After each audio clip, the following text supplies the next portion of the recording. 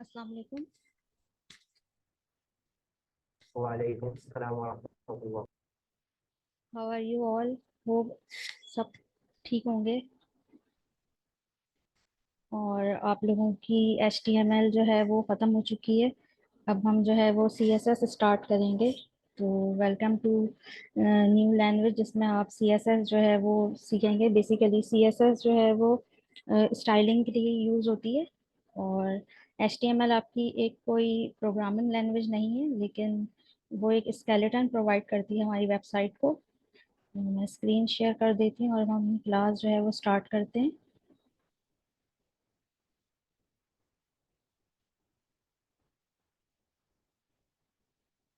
Screen share हो रही है मेरी?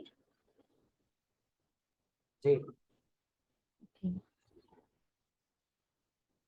आप लोगों ने कुछ प्रैक्टिस करी? लास्ट क्लास सर ने दी थी, कुछ ट्राई किया न्यू?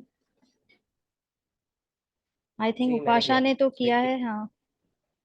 आज आप लोगों की क्लास 13 है। Okay. अच्छा, इसे ओपन विद कोड कर लेते हैं। प्रैक्टिस आप लोग करते रहें साथ साथ, इंशाल्लाह CSS सीखेंगे तो इसकी स्टाइलिंग में आप लोगों को थोड़ा सा आप लोग न्यू चीज़ें लर्न करेंगे और एंजॉय भी करेंगे, क्योंकि HTML में ऐसा कोई स्टाइलिंग नहीं थी। तो थोड़ा सा बोर भी जो है वो हो जाते हैं स्टूडेंट। ओके, बॉयलर प्लेट लगा लेते हैं। अच्छा, टाइम वेस्ट किए बगैर अपनी क्लास स्टार्ट करते हैं। आज हमारा टॉपिक है इंट्रोडक्शन टू CSS। जल्दी से बताइए, आप लोगों को स्टार्ट में थोड़ा सा बताया था CSS की एब्रीवेशन क्या है? कैस्केडिंग स्टाइलिंग शीट करके। Cascading styling sheet. जी बिल्कुल सही कहा आपने। तो CSS बेसिकली आपकी क्या होती है? कैस्केडिंग स्टाइल शीट होती है। और इसके अलावा जो है वो CSS, बार बार हमने यही बताया आपको कि ये स्टाइलिंग के लिए यूज होती है। और ये पिक्चर है, चलो इससे थोड़ा सा आप लोगों को explanation में हेल्प होगी।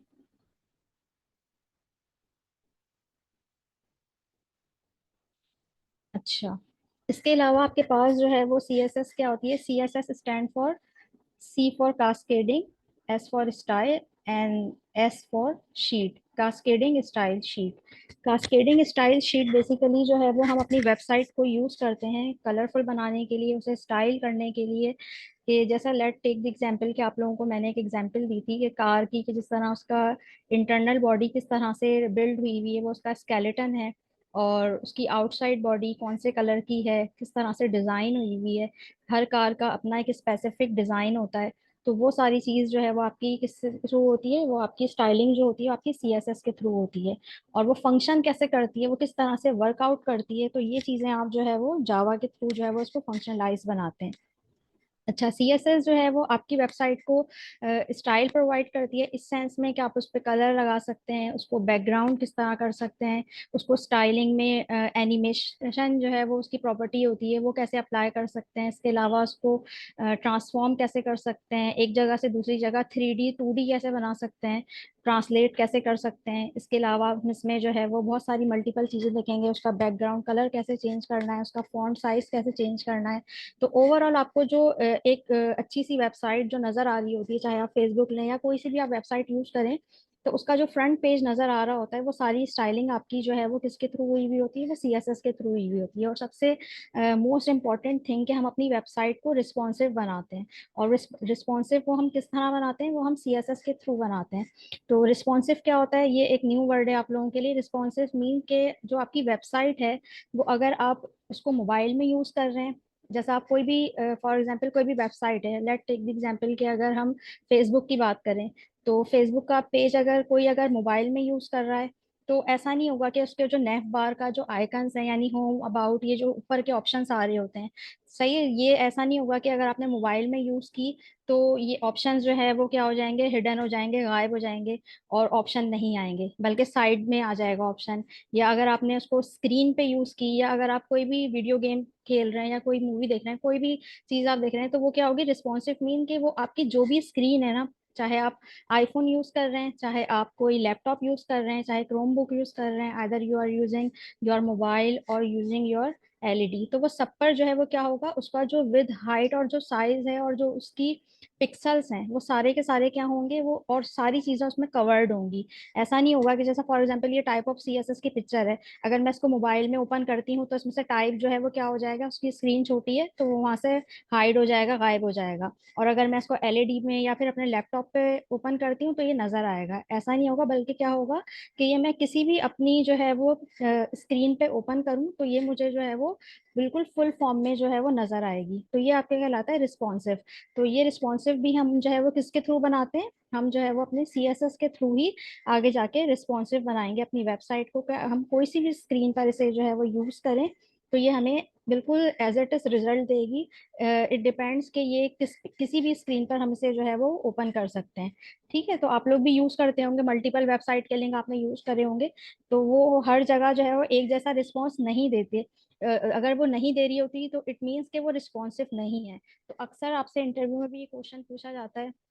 और इसके अलावा जो है वो ये एक बहुत अच्छी वेबसाइट की एक बहुत अच्छा गुड पॉइंट भी है कि आप कोई सी भी वेबसाइट बनाएं तो वो क्या होनी चाहिए, वो रिस्पॉन्सिव होनी चाहिए। तो ये हम आगे जाके इसमें इसकी जो सबसे इम्पोर्टेंट प्रॉपर्टी है वो भी हम इसमें जो है वो देखेंगे। अच्छा, अब आ जाते हैं टाइप्स की तरफ कि आपके पास जो टाइप्स हैं सीएसएस की वो कितनी तरह की होती हैं। आपको पिक्चर्स नजर आ रही है, स्क्रीन पे शो हो रही है? रमेश जी हो रही है। ओके। अच्छा देखें, आपके पास नंबर वन है एक्सटर्नल सीएसएस,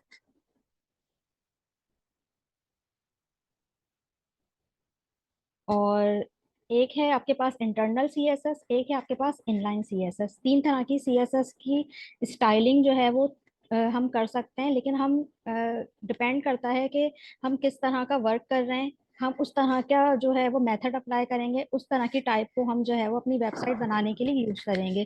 कि ये डिपेंड करता है कि हम आइदर प्रैक्टिस कर रहे हैं, एक शॉर्ट टर्म कोड लिख रहे हैं, या फिर हम एक बहुत बड़ा प्रोजेक्ट बना रहे हैं, तो हमने कौन सी टाइप यूज करनी है। तो ये जो है वो हम देखेंगे कि हम कौन से हमारे लिए जो है वो एक गुड प्रैक्टिस में आता है, और कब हमें कौन सी जो है वो टाइप को यूज करना है। सबसे पहले हम देखते हैं एक्सटर्नल सीएसएस। पहले थोड़ा सा उसको समझते हैं, उसके बाद में आप लोगों को कोडिंग के थ्रू जो है वो उसको फर्दर एक्सप्लेन करूंगी। एक्सटर्नल सीएसएस का मतलब क्या होता है कि एक्सटर्नल का मतलब ही क्या है, आउटसाइड, यानी बाहर की तरफ। तो अगर आप जो है वो एक्सटर्नल सीएसएस के थ्रू अपनी वेबसाइट को स्टाइल कर रहे हैं, इन दैट कंडीशन कि आपकी जो वेबसाइट है वो एक्सटर्नली लिंक करेगी आपकी एचटीएमएल के फाइल के साथ। ठीक है, आपकी जो क्या है, मैं दोबारा बताती हूँ कि एक्सटर्नल में क्या होगा कि जब भी हम एक्सटर्नल सीएसएस यूज करेंगे तो उसकी जो स्टाइलिंग का जो लिंक है वो हम एक्सटर्नल फाइल के थ्रू बनाएंगे और उसको लिंक करवाएंगे अपनी एचटीएमएल की फाइल के अंदर। सही है, तो ये भी हम करके देखेंगे तो आप लोगों को समझ आएगा।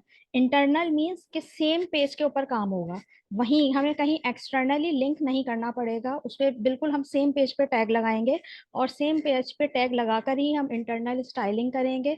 वो हमारी कहलाती है इंटरनल। नेम से ही आप इसको इस तरह से याद रख सकते हैं। और लास्ट वन है आपकी क्या, लास्ट वन है आपकी inline CSS. Inline CSS means, अब इसको आप लोग ये मत कंसिडर करिएगा कि आप लोगों के माइंड में आप लोगों को इनलाइन और ब्लॉक लाइन एलिमेंट्स पढ़ाए थे, तो वो टॉपिक अलग है, वो चीज़ आप अभी थोड़ा सा अपने माइंड से जो है वो उसको रिमूव करें। वो हम HTML में देखते हैं। लेकिन इनलाइन सीएसएस क्या है, इनलाइन सीएसएस एक अलग चीज़ है, एक डिफरेंट टॉपिक है। एक ये जो है वो आपके पास है सीएसएस की टाइप।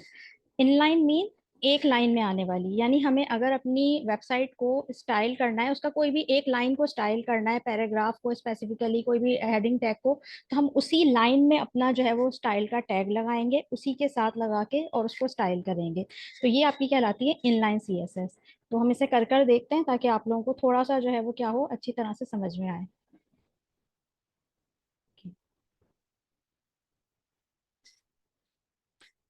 सबसे पहले मैं एक H1 का टैग लगा देती हूँ, वेलकम टू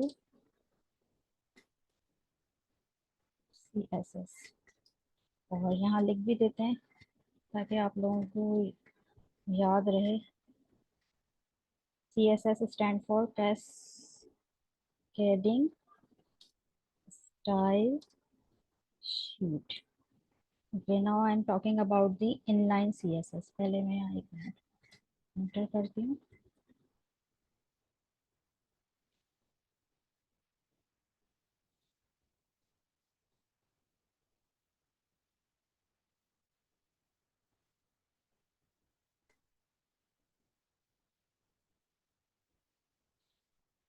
देखते हैं।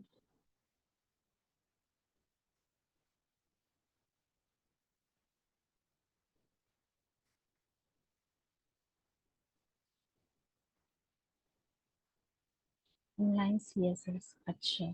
अब आप लोग थोड़ा सा जो है वो स्क्रीन पर जो है वो फोकस करिएगा। मैंने लाइन नंबर 10 में लिखा है H1 का, एक आप लोगों को बिल्कुल आप लोग फैमिलियर हैं H1 के कोड से, तो ये बिल्कुल एक हेडिंग टैग है, और इसमें मैंने जो लिखा है वो क्या लिखा है, simple, welcome to CSS cascading style sheet. अच्छा, इसमें हमने जो है वो सबसे पहले हम क्या डिस्कस कर रहे हैं, हम अपनी इनलाइन CSS को डिस्कस कर रहे हैं। इनलाइन के लिए आपके पास आपने क्या करना होता है, जब भी हमें इनलाइन CSS जो है वो अप्लाई करना होता है, तो उसके लिए हम क्या करते हैं, ये देखिएगा H1 का जो टैग है ना, मैं यहाँ पर आऊंगी और यहाँ आकर मैंने लिखा है स्टाइल। स्टाइल लिखने के बाद अब मैं यहाँ पर लिख देती हूँ, फॉर एग्जाम्पल कलर लगाना है मुझे, कलर की प्रॉपर्टी मैंने लिख दी, और यहाँ आकर मैंने लिख दिया ब्राउन कलर। अच्छा, पहले आप लोग मुझे ये बताएं कि बाय डिफॉल्ट हम आप लोगों ने अभी बहुत सारी जो है वो प्रैक्टिस करी है HTML में, जब हम कलर अप्लाई नहीं करते हैं तो बाय डिफॉल्ट यहाँ पर हमारे पास जब हम गो लाइफ में जाते हैं तो white colour, black colour, grey colour, blue colour, कौन से कलर आप लोगों को शो हो रहा है जो भी आप कोड लिखते हैं, कौन से कलर में आप लोगों की जो लाइव सर्वर है वो आपको कोड शो करता है, जो डिप्लॉय होता है, जो भी चीज आप लिखते हैं तो वहां पर आपके पास गो लाइफ में कौन सा कलर आ रहा होता है, किस कलर से लिखा हुआ आता है। इतनी सारी प्रैक्टिस करिए, आप लोगों को तो याद होगा ना। ब्लैक ब्लैक से आता है। बिल्कुल ब्लैक से ब्लैक। आता है, एग्जैक्टली exactly। सही, यही पूछना था आप लोगों को। अब आप देखें,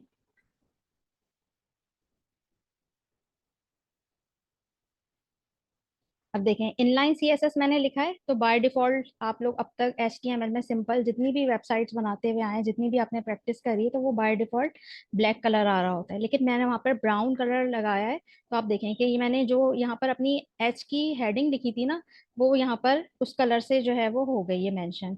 सही है, इसको दोबारा से समझते हैं और देखते हैं कि किस तरह से हुआ है। अच्छा, मैंने क्या किया है, लाइन नंबर 10 पे फोकस करिए, मैंने यहाँ पर दोबारा से कर कर देखते हैं इसे।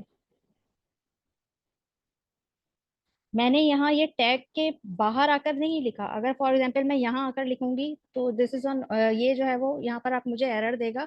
मुझे यहाँ नहीं लिखना है, मुझे कहाँ लिखना है, ये जो H1 का, ये आपके पास ओपनिंग, और ये इसका जो है वो ये इसको क्लोज कर रहा है, ये वाले टैग के अंदर आकर मैं इसे जो है वो क्या करूंगी, स्टाइल का एट्रीब्यूट लगाऊंगी। ठीक है, तो स्टाइल का एट्रीब्यूट मैंने लगाया।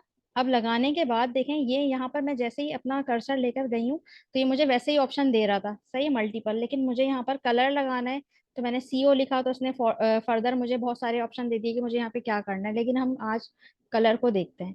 ठीक है, तो कलर मैंने अगर फॉर एग्जाम्पल यहाँ पर ब्राउन लिखा, तो कोई भी आप लोग कलर ले सकते हैं, तो ये क्या हो गया, ये आपका ब्राउन कलर का हो गया। अच्छा, इसको मैं आपको समझाऊंगी कि ये सारी कॉमा वगैरह ये सब क्या कहलाते हैं, अभी हम आगे स्टाइल और एक्सटर्नल और इंटरनल में देखेंगे, तो फिर उसका सिंटेक्स के थ्रू आपको प्रॉपर समझाऊंगी। सही है। अच्छा, इसके अलावा हम यहाँ पर क्या कर सकते हैं, एक और, सॉरी, इसके अलावा मैं यहाँ पर कॉमा लगा के, और अगर मैं यहाँ लिखती हूँ, सॉरी कॉमा नहीं, ये लगा हुआ है,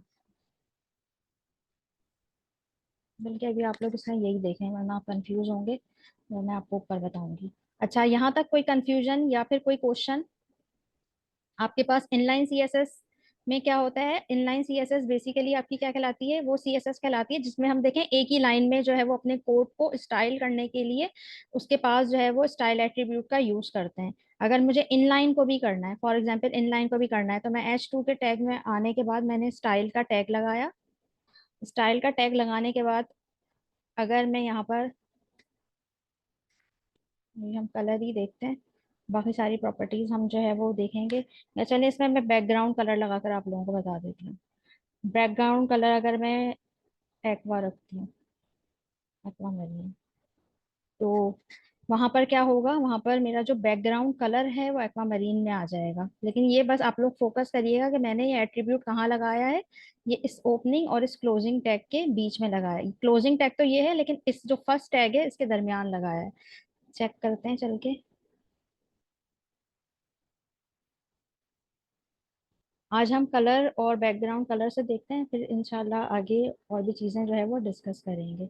ये देखें यहाँ पर आपके पास क्या हुआ, यहाँ पर मैंने सिर्फ उसका जो टेक्स्ट था सिंपल उसको कलर दिया, तो वो उसका कलर जो है वो चेंज हो गया। और यहाँ पर मैंने क्या किया, इनलाइन सीएस में बाय डिफॉल्ट इसका कलर जो है वो क्या है, ब्लैक है। मैंने सिर्फ इसको बैकग्राउंड दिया है, तो ये देखें बैकग्राउंड में क्या हुआ है, ये इसका बैकग्राउंड का कलर जो है वो क्या हुआ है, चेंज हो गया है। तो ये इस तरह से हम जो है वो इंटरनल सॉरी इनलाइन सीएसएस जो है वो यूज करते हैं। अच्छा, इनलाइन सीएसएस मिस इसके साथ हम जो है एक सवाल है। ये बोले। जैसे आपने H2 में स्टाइलिंग की है, बैकग्राउंड कलर दिया है, इसके साथ अगर हम फॉन्ट ऐड करेंगे तो वो भी हो जाएगा? मतलब बिल्कुल हो स्टाइल के साथ ही जाएगा, अगर हम फॉन्ट को भी चेंज करना चाह रहे हैं? बिल्कुल हो जाएगा, सब कुछ हो जाएगा। लेकिन ये मैं आपको ज्यादातर इसमें फंक्शन इसलिए नहीं बता रही हूँ, सिंपल आपको एक एक सिर्फ कॉन्सेप्ट देना था कि इनलाइन होता क्या है।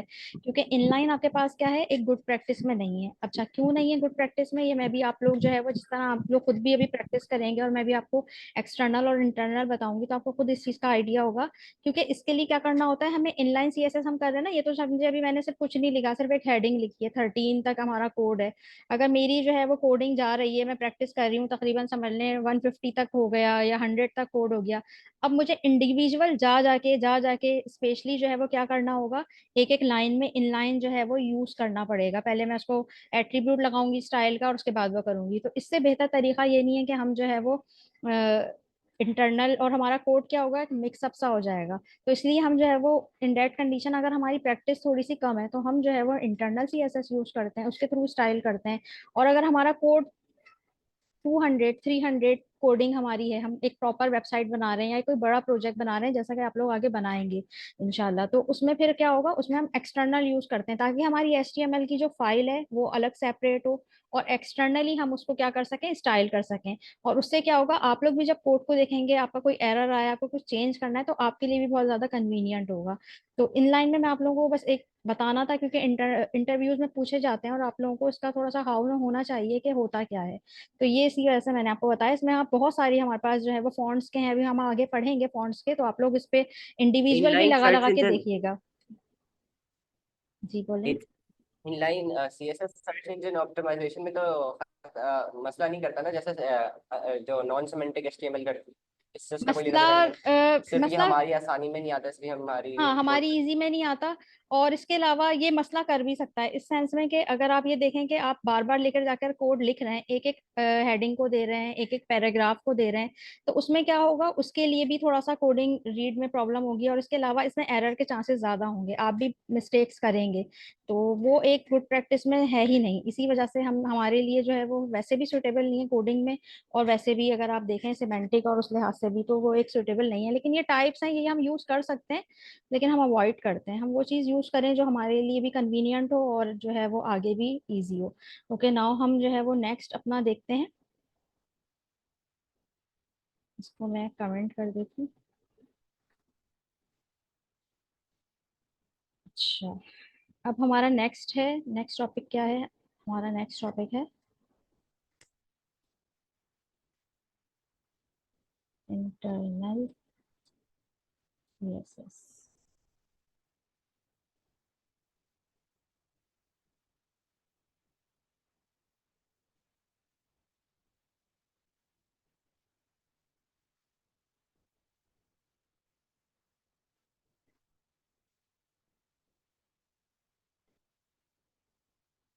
अच्छा, इंटरनल सीएसएस का टैग आप लोग और से देखिएगा, ये स्टाइल है। स्टाइल के नीचे आके जो हेड टैग आपका स्टार्ट हो रहा है ना लाइन नंबर 3 से और एंड हो रहा है आपका लाइन नंबर 8, यहाँ पर आकर मैं जो है वो क्या लिखूंगी, अपना जो है वो इंटरनल सीएसएस का टैग यूज करूंगी। यहाँ पर आकर मैं क्या करूंगी, लाइन नंबर 7 में जैसे ही मैं स्टाइल लिखती हूँ तो मेरे पास ये खुद से सजेस्ट कर रहा है, मैंने इंटर कर दिया। ठीक है, तो ये हमारे पास जो है वो क्या कहलाता है, ये हमारे पास ये तरीका होता है जिसके जरिए हम इंटरनल सीएसएस जो है वो अप्लाई करते हैं। अब इंटरनल इस तरह से आप लोग याद रखिएगा, ये मैं HTML के पेज पर ही मौजूद हूँ, कहीं और नहीं गई एक्सटर्नली। सही है, तो ये इसी वजह से आपका इंटरनल कहलाता है कि उसी पे आके हम हेड टैग के अंदर स्टाइल टैग यूज करते हैं और उसके अंदर आकर हम अपनी CSS की जितनी भी हमें स्टाइल करनी होती है हम उसको करते हैं। फॉर एग्जाम्पल मैंने यहाँ पर इसके लिए क्या सिंटेक्स यूज होता है और क्या मेथड हम अप्लाई करते हैं। अच्छा, वहां तो हमने सिंपल एक ही लाइन में लगा दिया था। यहाँ पर जो है वो आपको उसका सिंटेक्स प्रोवाइड करने के लिए मुझे क्या करना होता है,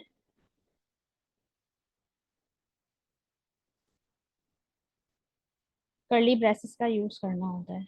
सही है। अच्छा, अभी आप लोग ये ना समझे एरर दे रहा है, एरर चला जाएगा। अभी मैंने क्या किया यहाँ पर, अभी करते हैं कलर इसका जो है वो पर्पल कर देते हैं। एरर चला गया जैसे ही मैंने लिखा। अच्छा, लाइन नंबर 8 में क्या हुआ है, लाइन नंबर 8 में मैंने कुछ नहीं किया, मैंने जो किया है वो आप लोगों को शो हो रहा होगा।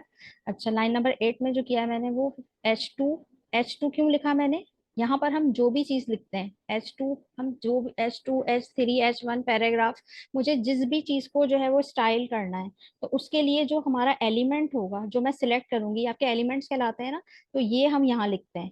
सही है, और उसके बाद हमने क्या किया, सिंपल कर्ली ब्रेसेस लगाते हैं। कर्ली ब्रेसेस लगाने के लिए आप क्या करेंगे, शिफ्ट के साथ आपके पास जो है वो स्क्वायर ब्रैकेट का ऑप्शन होता है, P के बराबर में होता है या ऊपर आप लोग देख लीजिएगा आपके लैपटॉप में कहाँ पर है। तो शिफ्ट प्रेस करके और उसके बाद आप जो स्क्वायर ब्रैकेट का ऑप्शन है, अगर फॉर एग्जाम्पल मैं यहाँ पर स्क्वायर ब्रैकेट क्या होता है लिखकर बता देती हूँ, किसी को नहीं पता तो ये होते हैं स्क्वायर ब्रैकेट। मैंने शिफ्ट के साथ नहीं दबाया तो लाइन नंबर 19 में आप देखेंगे ऐसा ही आ गया स्क्वायर ब्रैकेट, ये आपके स्क्वायर ब्रैकेट कहलाते हैं। तो इसका कोई अभी आप लोगों का यूज नहीं है, लेकिन अगर आप शिफ्ट के साथ इसे प्रेस करेंगे तो आपके पास ही क्या होगा, कर्ली ब्रैकेट आ जाएंगे। तो हमारी जितनी भी स्टाइलिंग होती है वो हम कर्ली ब्रैकेट के अंदर करते हैं। समझ लीजिए ये किसका टेम्पलेट है या इसका एक कोड लिखने का तरीका है।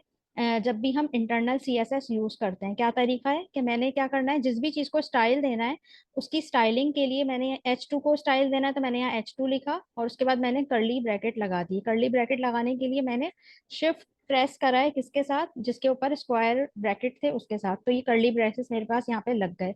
मैंने इंटर करा और उसके बाद मैंने कलर लिखा, जैसे ही कलर लिखा उसने मुझे बहुत सारे कलर सजेस्ट करे और मैंने जो है वो लिख दिया। अच्छा, उसके बाद फिर अगर इंटर करते हैं, अगर मैं बैकग्राउंड कलर बी लिखा है, देखें खुद इसने सजेस्ट करा बैकग्राउंड कलर। अगर मुझे यहाँ से कोई कलर बैकग्राउंड में समझ नहीं आ रहा है, इसको मैं स्क्रॉल करती हूँ नीचे तक जाती हूँ। सही है, अगर मुझे समझ नहीं आ रहा है तो मैं नहीं चाह रही कि मैं यहाँ से लिखूँ, मेरा दिल चाह रहा है कि मैं बैकग्राउंड कलर इसका जो है वो फॉर एग्जाम्पल येलो कर दूं या येलो ग्रीन कर दूं, तो मैंने येलो लिखा तो वो खुद से आ गया। सही।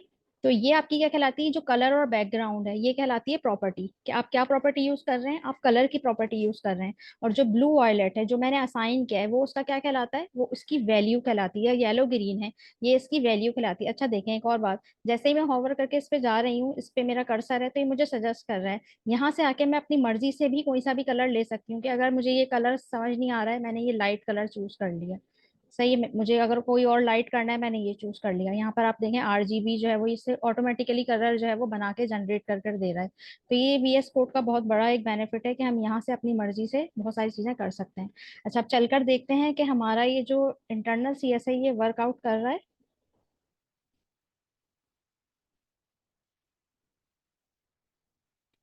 Okay, now you can see this, कि मैंने जो है वो क्या किया था, मैंने कलर इसका दिया था पर्पल और बैकग्राउंड कलर ये कुछ आई थिंक ऑलिव कलर लग रहा है। तो इस तरह का कलर मैंने उसमें से सिलेक्ट किया था, वैसे तो येलो ग्रीन दिया था लेकिन फिर मैंने यहाँ पर जो कलर सिलेक्ट किया था तो वो कुछ इस तरह से हो गया था। तो इस पे इतना फोकस नहीं करें, आप कोई सा भी कलर सिलेक्ट कर सकते हैं, तो बस आपको समझ में आना चाहिए। तो ये आपकी क्या कहलाती है, ये आपकी कहलाती है इंटरनल CSS। इंटरनल CSS क्या होती है दोबारा से देख लेते हैं। इंटरनल CSS आपकी वो CSS होती है जिसमें हम उसी पेज पर रहते हुए, उसी HTML की जो हमने फाइल बनाई हुई है उसी पेज पे रहते हुए हम हेडिंग, हम सॉरी हम आते हैं हेड टैग में, और हेड टैग के क्लोज होने से पहले, जहां पर ये क्लोज हो रहा है ना, ये देखें स्लैश के साथ बॉडी के ऊपर लगा हुआ है, इसके क्लोज से पहले, और या तो ये याद रख लें कि इसके क्लोज से पहले, या फिर आपने टाइटल के नीचे यहाँ पर आके आपने स्टाइल टैग जैसे ही इंटर किया तो ये खुद ब खुद जो है वो आपको सजेस्ट करेगा। आपने इंटर कर दिया और आपने जो है वो स्टाइल टैग लगा दिया। अब स्टाइल टैग लगाने के बाद इसके अंदर आपको कुछ भी लिखना है। फॉर एग्जाम्पल ये तो मैंने खाली एक हेडिंग लिखी है, अब मैं पैराग्राफ लिख रही हूँ यहाँ पर। पैराग्राफ में लॉरेम लिख देते हैं, वर्ड रैप कर देते हैं ताकि ये एक उस पर आ जाए। ओके, अब मुझे पैराग्राफ पे भी लगाना है, सही है। तो मुझे पैराग्राफ को क्या करना है, मुझे पैराग्राफ को भी स्टाइल करना है। मैंने यहाँ पी लिखा, उसके बाद मैंने शिफ्ट के साथ जिसपे स्क्वायर ब्रैकेट है वो वाला जो है वो अपना मैं बटन प्रेस करूंगी तो मेरे पास ये कर्ली ब्रैकेट आ जाएंगे। कर्ली ब्रैकेट आ गए, मैंने यहाँ इंटर करा। इंटर करने के बाद मैंने यहाँ पैराग्राफ के लिए कलर जो है वो सिलेक्ट कर लिया। For example I want a blue colour, then I will click on blue colour, और उसके बाद मैंने इंटर करा। और बैकग्राउंड कलर जो है वो कौन सा लें, बहुत सारे ऑप्शन है हमारे पास, मल्टीपल, कोई भी आप लोग ले सकते हैं। फॉर एग्जांपल ये ब्लू के साथ आई सजेस्ट कैडेट ब्लू। तो ये जो है वो क्या होगा, जो भी मेरा आप लोग HTML बनाते थे ना, जो भी पैराग्राफ, तो एक सिंपल ब्लैक से बाय डिफॉल्ट आ रहा होता था। लेकिन यहाँ पर मैंने जो भी कलर चूज करा है तो वो यहाँ पर जो है वो आ गया कलर, यानी जो टेक्स्ट लिखा हुआ होगा वो मेरा ब्लू से होगा, और जो बैकग्राउंड कलर होगा वो मेरा कैडेट ब्लू। ये बस ऐसे ही मैंने चूज करा है, आप लोग कोई सा भी चूज कर सकते हैं। और वन मोर थिंग कि आप लोगों के एरर आते हैं तो इस चीज का ख्याल रखिएगा। ये जो यहाँ पर देखेंगे सेमी कॉलन है ना, ये सेमी कॉलन आपने लाजमी लगाना है। अगर नहीं लगा हुआ, वैसे तो वो बाय डिफॉल्ट उसमें पूरा खुद भी जैसे ही आप सजेस्ट करेंगे वो आएगा, लेकिन कभी कभी क्या होता है आपसे रिमूव हो जाता है या नहीं होता, तो आप जो है वो इसमें लाजमी सेमीकोलन जो है वो इसको क्लोज करने के लिए यूज होते हैं। अच्छा, देखते हैं कि अच्छा, पैराग्राफ में। क्या ये पॉसिबल है कि मतलब जैसे पूरी लाइन में कलर आ रहा है तो पूरी लाइन में ना आए, सिर्फ जो फॉन्ट जहां तक मौजूद है सिर्फ वहां तक कलर आए? उसके लिए कोई और टेक है? जी बिल्कुल, हम जो है वो टैग बिल्कुल अभी हम स्टाइलिंग करेंगे ना, हम उसमें बॉर्डर है और बॉक्सेस बनाएंगे, बॉर्डर रेडियस देखेंगे। तो उसके थ्रू अभी आगे आप लोग, अभी बहुत सारी स्टाइलिंग है। अभी तो सिंपल सिर्फ आपको दो चीजें बताई हैं, इसमें इसको सेंटर में कैसे लाना है, इसको जो है वो उसको टेक्स्ट कैसे करना है, टेक्स्ट अलाइन कैसे करना है, टेक्स्ट की स्टाइलिंग कैसी करनी है, टेक्स्ट की टाइप कैसे आप, ये तो आपके पास बाय डिफॉल्ट ऐसी लिखी हुई है, इसको कैसे आप चेंज कर सकते हैं। तो बहुत सारी चीजें हैं, अभी इंशाल्लाह हम आगे बहुत सारी चीजें देखेंगे कि आप चाह रही हैं कि खाली आपका जो स्पेसिफिक एरिया है वो ही कलर्ड हो, तो हम उसमें बॉक्स बनाते हैं और उसमें स्पेसिफिक उसका बॉर्डर देते हैं, बैकग्राउंड कलर देते हैं, तो वो सिर्फ और सिर्फ बॉर्डर के अंदर की चीज ही कलर होती है। उसका साइज करते हैं, उसकी विथ हाइट, ये सारी चीजें हम एडजस्ट करते हैं। तो बिल्कुल ऐसा जो है वो आगे आप लोग देखेंगे, बहुत सारी स्टाइलिंग है। तो अभी खाली दो बेसिक टैग आप लोगों को एट्रीब्यूट इसलिए बता रही हूँ, कलर और बैकग्राउंड कलर, क्योंकि अभी जो है वो आज हमारी फर्स्ट क्लास है और आगे हमें बहुत सारी चीजें अभी गो थ्रू हमने जो है वो सीखनी है। और अब हम जो है वो देखते हैं कि अब हमारी जो थर्ड वन टाइप है, वो थर्ड वन टाइप क्या है हमारी, एक्सटर्नल एक्सटर्नल बिल्कुल CSS। सेम होगी, बस उसके लिए अलग फाइल बना देंगे, इस तरह होगा, है ना? जी बिल्कुल। अच्छा, एक्सटर्नल बनाने के लिए देखें, अच्छा यहाँ तक ये तो शायद आप लोगों को सबको समझ आ गया होगा। आई थिंक टाइम जो है वो अभी है, जी आ टाइम गया। 5 मिनट्स है, ठीक है। ओके, अब मैं इसको कमेंट कर देती हूँ।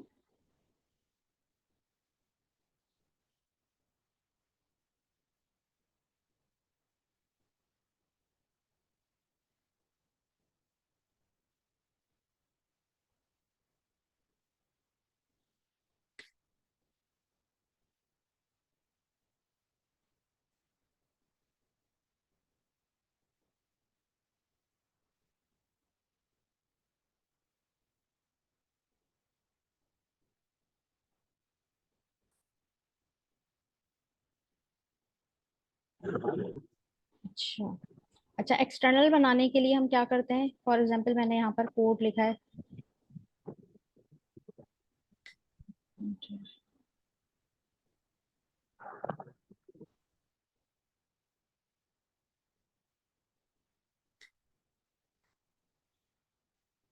H3 से ही लिख देते हैं, एक्सटर्नल CSS, और इसमें इंटर करके कोई एक पैराग्राफ लगा देते हैं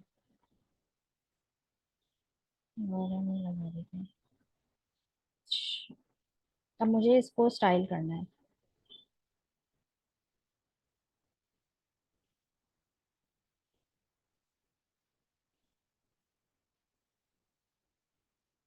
इसको स्टाइल करने के लिए भी सेम मैं क्या करूंगी, मैं आऊंगी लाइन नंबर 8 में, यानी जो मेरा स्टाइल टैग है इसके नीचे आऊंगी। इसके नीचे आने के बाद मैंने क्या करना है, लिंक लिखना है। बल्कि पहले, हाँ चलेंगे, लिंक सी एस एस। जैसे ही मैंने लिंक सी एस एस लिखा तो यहाँ पर जो है वो क्या हो गया, एक लिंक लग गया। कैसे लगा, जैसे ही मैंने एल आई लिखा और इंटर करा तो यहाँ पर क्या हुआ, ये देखें, थर्ड ऑप्शन इसने दिया लिंक सी एस एस, ये लिंक हो गया। अच्छा, लिंक क्या चीज करना है मुझे, लिंक क्या करना है, यहाँ पर आऊंगी मैं। यहाँ पर आने के बाद मैं एक फाइल बनाऊंगी, style dot C S S. सही है। अच्छा, यहाँ पर ये मत सोचें, ये जो एड्रेस देना है एच का, ये यहाँ स्टाइल सी एस एस ने बाय डिफॉल्ट दिया है। अगर मैं यहाँ पर फॉर एग्जांपल बनाती हूँ, स्टाइल नहीं बनाती, या Maria dot C S S भी बनाती हूँ, तो ये मेरी ये फाइल बन जाएगी। लेकिन मुझे क्या करना पड़ेगा, मुझे यहाँ पर आकर अपना नाम लिखना पड़ेगा। जो भी मैंने फाइल, जैसे हम HTML की बनाते हैं ना, सेम इसी तरह हम इसकी बनाएंगे। लेकिन ये गुड प्रैक्टिस है कि आप लोग style dot C S S से अपने काम को ईजी करें और style dot C S S के थ्रू बनाएं। अच्छा, अब हम इसमें देखते हैं, Maria dot C S S में जाकर चेक करते हैं। ये देखें, ये आपको ऊपर जो है वो दो फाइल्स मेंशन हो रही होंगी, एक index dot H T M L और एक Maria dot C S S. इसमें भी सिंपल मैंने यही करना है।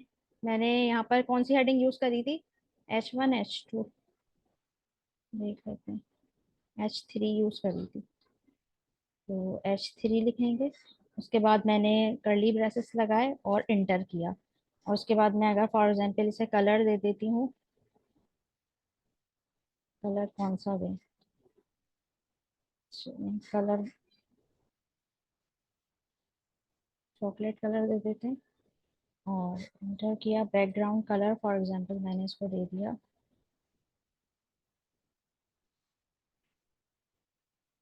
ब्लू, दे देते हैं। अच्छा, उसके बाद इंटर किया मैंने, वी टैग लगाया था, तो उसकी हेडिंग को मैं चाहती हूँ कि करूँ सिंपल, कर्ली ब्रेसेस लगाए, कलर दिया इसे ब्लू दे दिया, और एंटर किया, बैकग्राउंड कलर बी ए लिखा, तो उसने मुझे सजेस्ट करा